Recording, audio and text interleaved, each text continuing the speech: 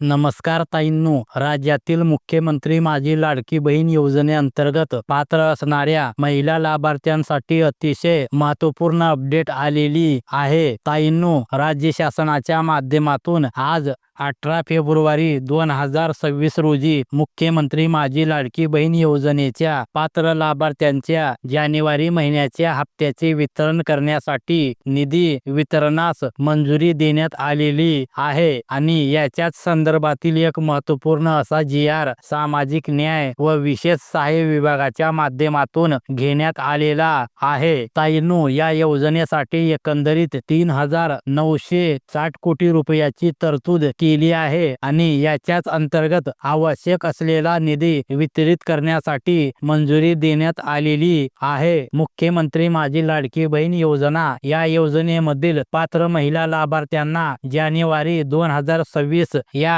महिन्याचा आर्थिक लाभ अदा करण्यासाठी या योजनेअंतर्गत 98 कोटी 45 लाख रुपये एवढा निधी वितरित करण्यासाठी या जी.आर.च्या माध्यमातून मंजुरी देण्यात आलेली आहे. याचबरोबर या योजनेचा निधी वितरित केला जात असतानाच सामाजिक न्याय व विशेष सहाय्य विभागाच्या संजय गांधी निराधार अनुदान योजना व श्रावणबाळ सेवा राज्य निवृत्ती वेतन योजनेअंतर्गत राज्यातील पात्र लाभार्थी महिला मुख्यमंत्री माझी लाडकी बहीण योजना या योजनेद्वारे दुसऱ्यांदा आर्थिक लाभ मिळणार नाही याची दक्षता घ्यावी अशा प्रकारच्या सूचना देखील देण्यात आलेल्या आहेत आणि या योजनेला 98 कोटी 45 लाख रुपयाचा निधी या जी.आर.च्या माध्यमातून वितरित करण्यासाठी मंजुरी देण्यात आलेली आहे. ताईंनो, एकंदरीत नोव्हेंबर महिन्यापासून बऱ्याच साऱ्या या योजनेच्या अंतर्गत पात्र असलेल्या महिला लाभार्थ्याचे ई-के.वाय.सी मधील दुरुस्तीमुळे अनुदान आलेलं नव्हतं आणि अशा महिला लाभार्थ्यांना सुद्धा आपल्या सोबतच आता नोव्हेंबर, डिसेंबर आणि जानेवारी या तिन्ही महिन्याचे मानधन एकत्रितपणे वितरित केलं जाणार आहे. ताईंनो, एकंदरीत आपण जर पाहिलं तर सामाजिक न्याय व विशेष सहाय्य विभागाच्या माध्यमातून निधी उपलब्ध करून दिल्यानंतर या योजनेचा हप्ता तात्काळ वितरित केला जातो आणि आता अशा प्रकारे हा निधी वितरित करण्यासाठी मंजुरी देण्यात आल्यामुळे लवकरच या योजनेअंतर्गत प्रलंबित असलेला हप्ता वितरित केला जाईल. ताईंनो, ज्या महिला या योजनेच्या अंतर्गत पात्र आहेत परंतु ई-के.वाय.सी.च्या कारणामुळे त्यांचे हप्ते आलेले नव्हते, अशा महिला लाभार्थ्यांना त्यांचे थकीत हप्ते या